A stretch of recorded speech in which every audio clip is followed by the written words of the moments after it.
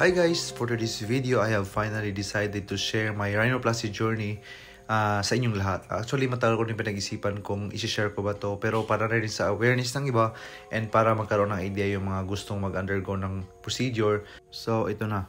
Date of procedure ko was last October 31, 2023. It was done by Dr. Mark C.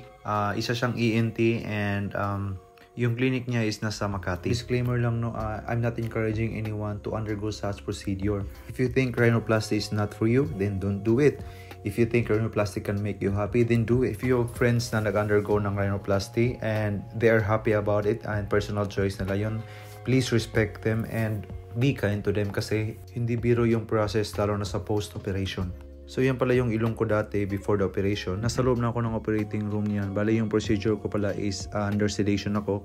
So tulog ako the whole time. So 6 hours. It took 6 hours bago matapos yung whole procedure. Advice ko lang sa mga planong magpa-rhinoplasty, please choose your doctor wisely. Mag-research kayo sa mga pros and cons at kung anong klaseng implant ang gusto nyo kasi merong Gore-Tex, merong silicone, merong mga cartilage. So i-research nyo muna yan kung para ba talaga sa inyo ang rhinoplasty. Kasi for me, mas malaki ang impact ng rhinoplasty sa mental health kaysa physical pain. Kasi may mga tao talaga na questionin yung decision mo sa buhay mo, bakit ka nagpa-rhinoplasty, hindi ka ba kontento sa binigay ni Lord, mga ganun. May mga instances din na mali yung pagkagawa, na may mga problema. So dapat pag-isipan talaga na mabuti at ihanda mo yung sarili mo kung decided ka na ba talaga. So after the procedure, kitang-kita ko kagad yung pagbabago sa mukha ko, no.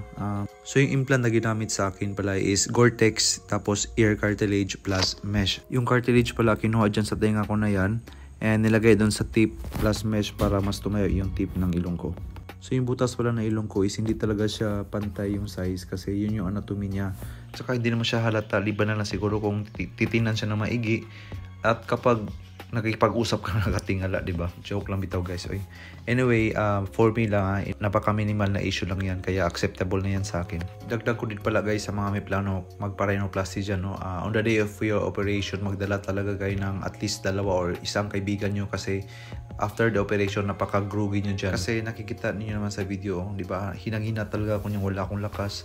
So kung gusto nyo pang makauwi, please magdala kayo ng kaibigan nyo. Kaya shout out kay Papang Lino dyan at saka kay Rufy. Thank you so much talaga kasi sinamahan nyo ako ng isang linggo sa kondo. Sila yung nag-alaga sa akin, sila yung nagluluto, nagpapainom ng gamot. Kaya guys, kailangan nyo talaga ng support system, believe me. So at that point, no, naramdaman ko na yung kirot, yung sakit sa ilong ko kasi nag-wear off na yung effect ng anesthesia. Kasi ako nakainom ng Piniliver at that time kasi wala pang laman yung tiyan ko, kaya kumain muna ako. Kaya advice ko lang after the operation sa clinic pa lang kumain na kayo or mag-intake na kayo ng any liquid or food para may laman yung tiyan nyo, para inumin nyo kagad yung Piniliver nyo.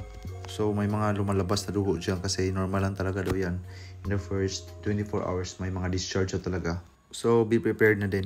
So after ko kumain, nagpahinga na ako dyan. So yun lang muna for now. And i-upload ko pala dito yung journey ko from my first day until matanggal na yung mga tahi niya. So if you want to know more, please don't forget to follow me. Okay, bye for now.